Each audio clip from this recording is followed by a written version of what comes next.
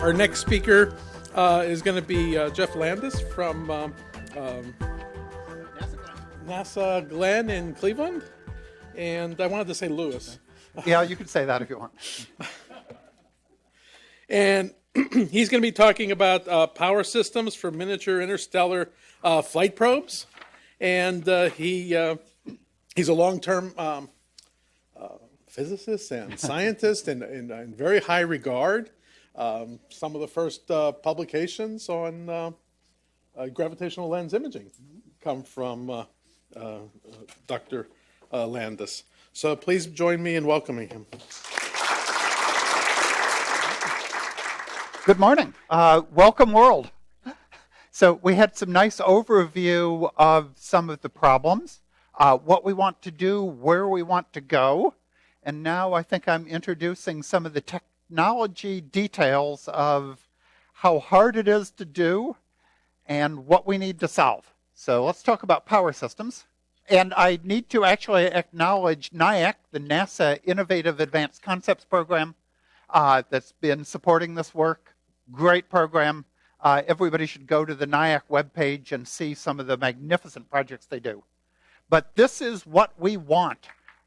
Hey, applause from the audience on NIAC, a particular person in the audience on NIAC. So, and I'll also mention this is a work in progress. So I'm sort of going to give a snapshot of some of the things that I'm working on, but not all of the problems have been solved. So stay tuned. We want to send a sail mission to the nearest star. As the previous speakers have mentioned, there are other possibilities for how to go to the stars. It doesn't have to be a sail mission. But recently, people have proposed that these ultra-lightweight sails, propelled by gigawatt-class laser beams, could send extremely tiny sails to the stars. Well, the problem is, what do you do when you get there? When you get to the nearest stars, you're going to be moving pretty fast on these sails. So you're going to be passing through the target solar system in a period of time that could be hours, if it's a sun-like star, could be even faster than hours if you're going to a very small star. I'm using, just as an example case, the Breakthrough Starshot, but of course all systems that are flying through another star system will need power, not just Breakthrough Starshot. It's just conveniently, thanks to Kevin Parkin, we have some pretty good numbers on the Breakthrough Starshot system mechanics. So what does it look like? They're talking about very small interstellar probes. The probe payload itself would be on the order of 3 grams. Wow. Spaceships today tend to be more like hundreds of kilograms. So a 3-gram probe is very ambitious. What's amazing is that isn't even the most ambitious part of this mission. It's only one of the many ambitious part of this mission. So the objective is to make a power system for this 3-gram probe that can send communications back a distance of trillions of miles. That is 4 light years or more. Tough problem. So these are the Breakthrough Starshot parameters that I used just as a baseline parameters. I arbitrarily said, well, let's suppose that we get 1 gram for the power system. I just picked that number because I like numbers like 1.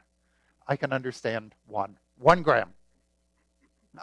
We're going to go at 0.2 C, 20% of the speed of light. And we're going to be passing through the target solar system in, well, pretty fast speed depending on how small the solar system is. I'll get on that later. We will need power in this mission for 4 different phases of the mission that are actually very different in characteristics. We're going to need power during the launch. I don't even talk about this because actually power is abundant in the launch. We have tens of gigawatts sitting the sail. There's lots of power there, but we'll probably need to have active power during the launch. We're going to need power during a 20-year cruise. Or maybe not. Maybe we can do the cruise entirely passive, turn the spacecraft off, not run anything until we get there. But we may need power during that 20-year cruise, and if nothing else, we need a power system that will survive the 20-year cruise. We will need power at the encounter. We have hundreds of minutes or less to do all of our imaging, learn about the planet, take photographs, do all of the measurements, and then we're gone. So we need power to take that imaging. Then we need power to send the data back to Earth. In the baseline, we say, well, let's just focus on imaging. When we're imaging, we'll send the photographs back to Earth after we've left the system. So I'm focusing on this as the key parameter, just because I can't study everything at once. How do we get that power to communicate back to the Earth? Well, for a baseline parameter, we're saying 1 gram for the power system, and we're saying we can do the communications for 10 milliwatts over the period after we've left, perhaps a year or perhaps 2 years, maybe even longer. There will actually be a talk about communications immediately after my talk, so you can get from the real experts how hard this problem actually is. But I'm just asking one question: can we provide that power?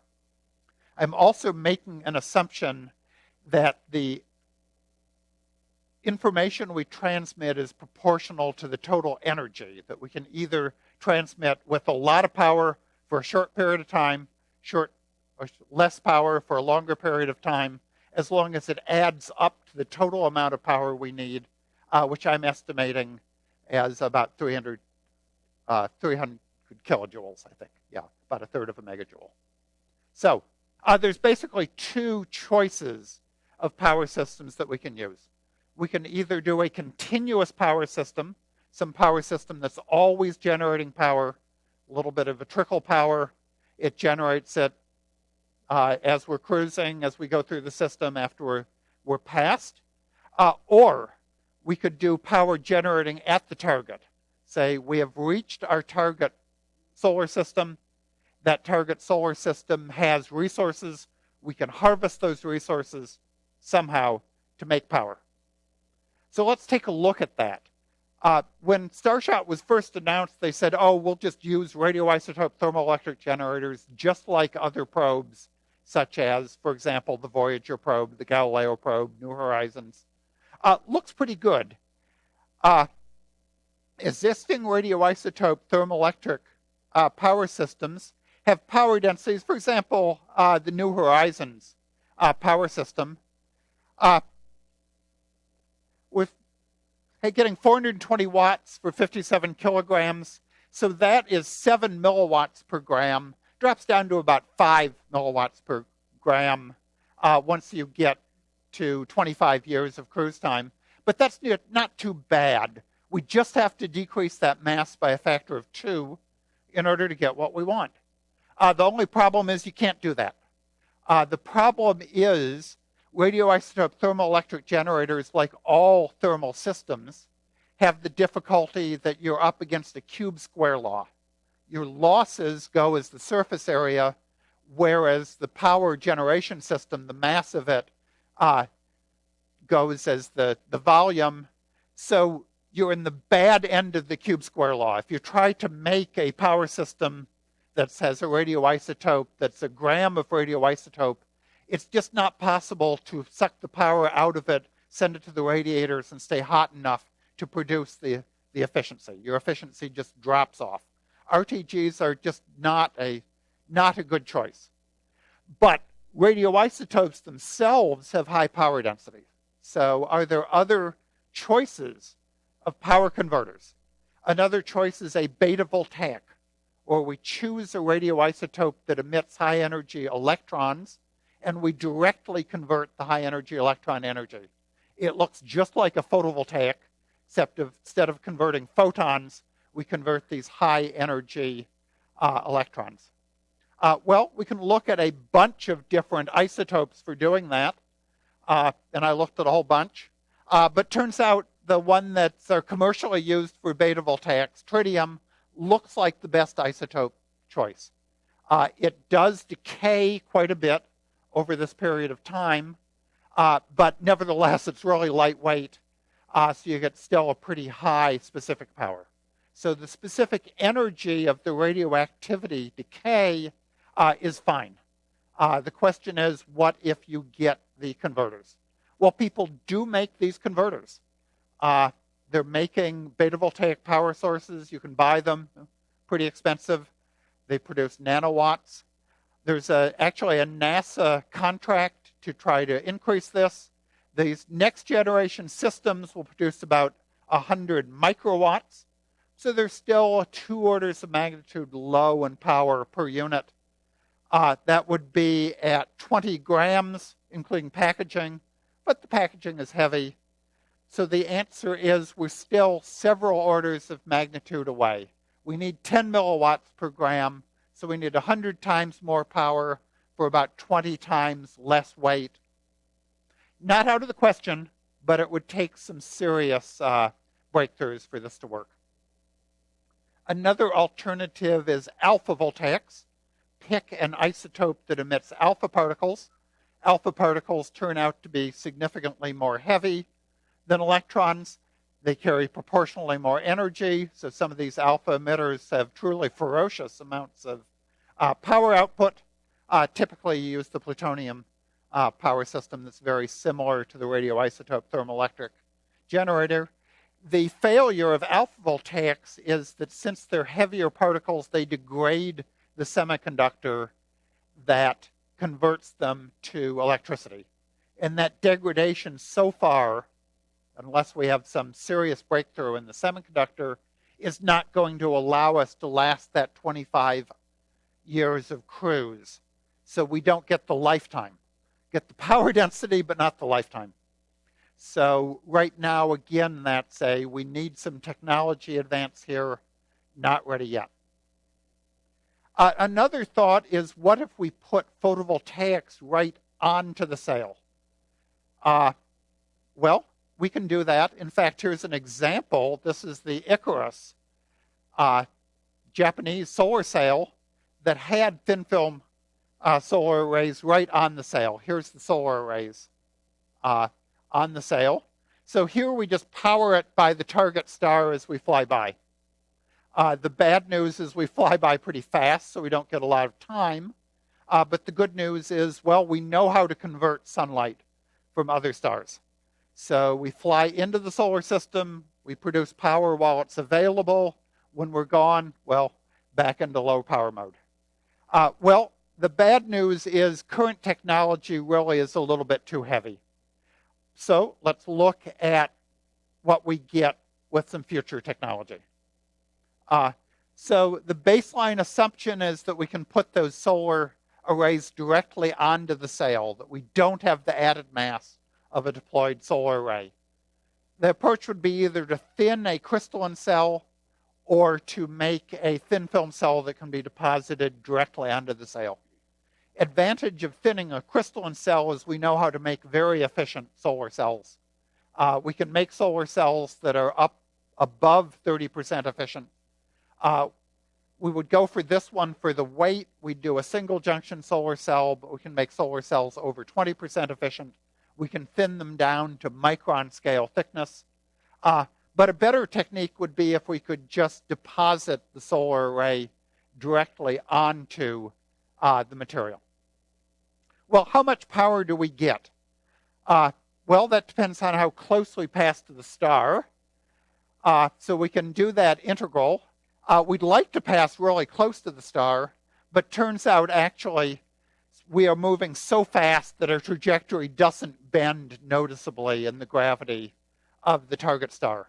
So unless we happen to be targeting a star where the planet is right in front of the star from our point of view, which is to say the orbital plane is edge on to us, we don't get the choice of coming in close to the star and also coming close to the planet. It would be one or the other, close to the star or close to the planet.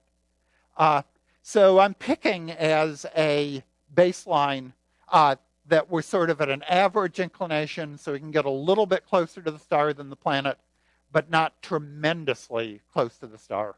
So I picked just a factor of 2. Well, we can integrate the power over the trajectory. We're taking 1 over r squared as the power, and there's a lot of assumptions in that. That assumes that the efficiency of the solar cell is independent of the temperature and the intensity. Those approximations are not terribly good, but at this level of fidelity, since we're still assuming technology that isn't developed yet, that's by no means the most flexible assumption. Turns out you can do that integral, and easiest to just take my word for it. It's direct. It's exactly integral. We're assuming that the minimum approach to the star is half of the planet's distance. Turns out the total energy is 5.23.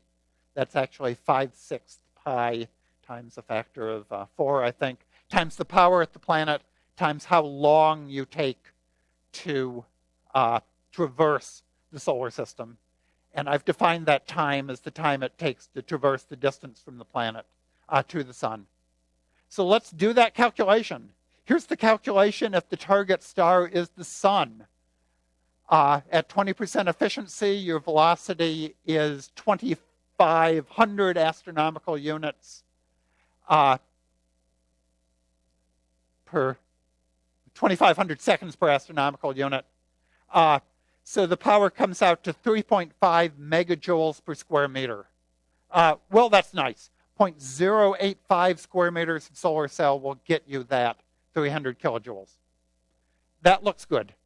For Breakthrough Starshot, however, we're not going to the sun. We're going to Proxima Centauri. Proxima Centauri turns out to be a tiny little star, so the planet is much closer. The planet's actually at about 0.05 astronomical units. The difficulty here is that we get only 120 seconds to produce that power. So we're getting only 95 kilojoules per square meter in that time. So we'd need 3.2 square meters of solar array. 3.2 square meters of solar array, as I'll show in a second, is too big. We can't do that. And the problem is inherent in that 120 seconds. We have 2 minutes to produce hundreds of kilojoules. So we just can't produce power at that rate. I should mention we do get radiation on the solar cells. Radiation damages solar cells. But turns out that may not be too much of a problem. We can make radiation-tolerant solar cells. It's not an insane radiation dose. And interestingly, if we end up flying the sail edge on, we don't get that much accumulation of radiation dose. So we can decrease the radiation dose because most of it is from the particles that we hit coming in. So what's the mass? Well, there's a new type of solar cell being developed. These are the lead iodine perovskite solar cells. The advantage, they have extremely high absorption coefficients. We can use this high absorption coefficient to make a very thin active layer. So we might talk about a solar cell that could be as low as about 6.7 grams per square meter of solar cell. So that solar cell for the Sun-like star mission, if we could really do this, is 0.6 grams. But for the Proxima Centauri, where we need 3 square meters, it goes up to 21 grams. Probably not plausible.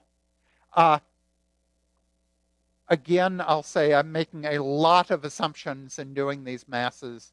I'm not sure if this even scales to a back-of-the-envelope calculation. It's sort of an approximation to a back-of-the-envelope calculation, mostly because I'm assuming that all of the advances in technology, all of the things that we know how to do at the millimeter scale today can be expanded to something that will last 25 years in interstellar space. Conventional technology is a difficult problem. It's not a solved problem, but it looks like it may be a solvable problem. Radioisotope thermoelectric doesn't scale. Beta voltaics look good, but we need to reduce mass many orders of magnitude. Alphavoltaic looks good, but we need to reduce degradation many orders of magnitude. Photovoltaic power looks promising, but doesn't work for the Proxima Centauri star. Well, what are some other possibilities? And this is what I'm working on with the NIAC possibility.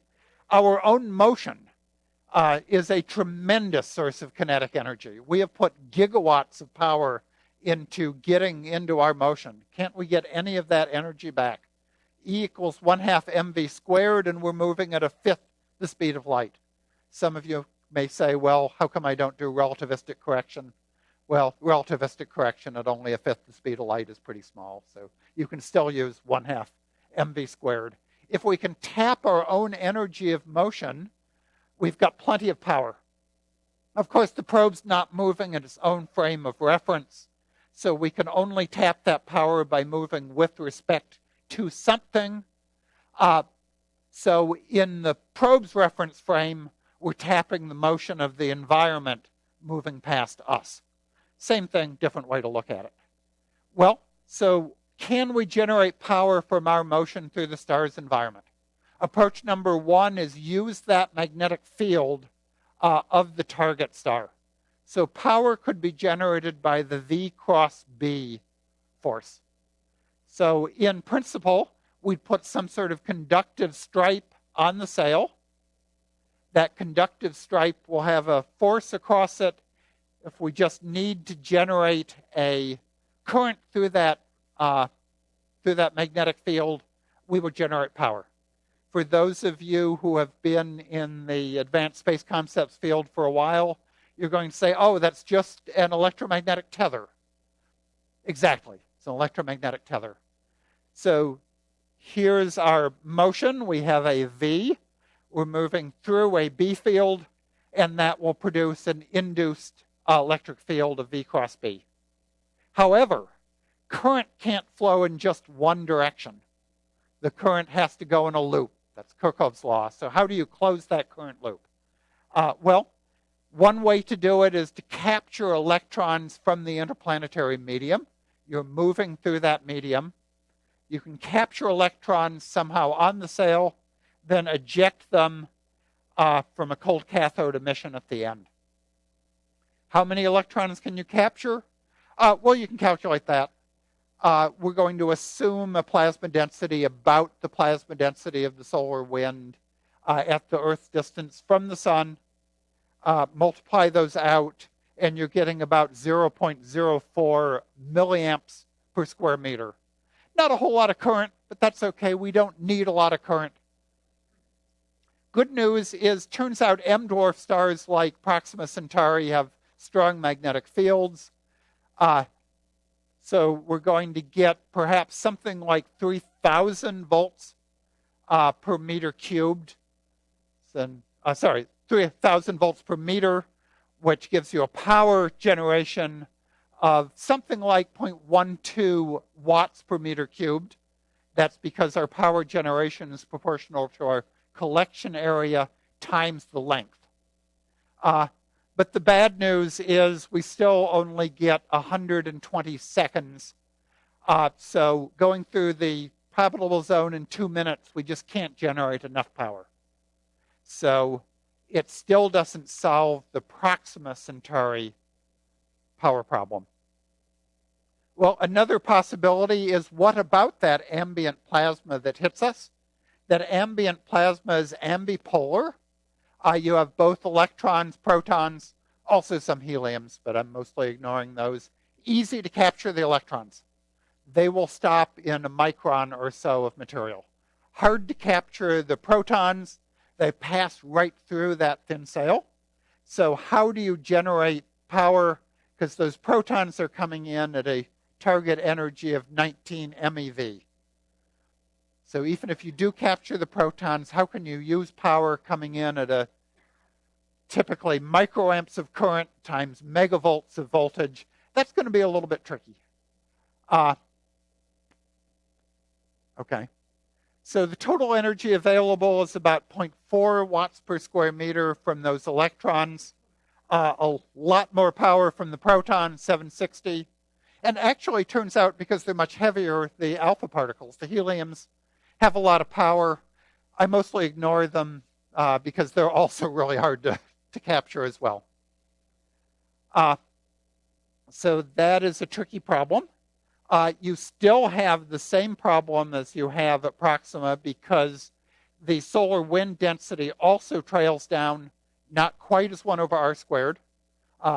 Turns out it's about minus r to the minus 1.7, but enough so that that 2-minute passage time is not enough. So what if you capture from the local interstellar medium? The good news is if you go the right direction, the interstellar medium is as high as maybe 0.1 to even 0.2 particles per cubic centimeter. The bad news is Alpha Centauri is the other direction. The sun, by coincidence, turns out to be at the edge of the local cloud.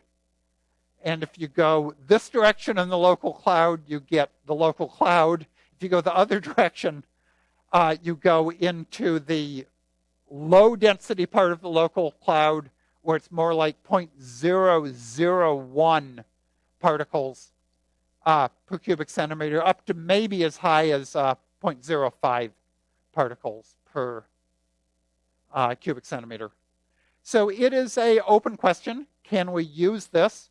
I'm still working on it. I said this is a work in progress. So if you want the answer, sorry, I'm still working on it. The quick conclusions are the ultra-miniature spacecraft requires an ultra-miniature power supply. That's not a solved problem. We don't know how to do it.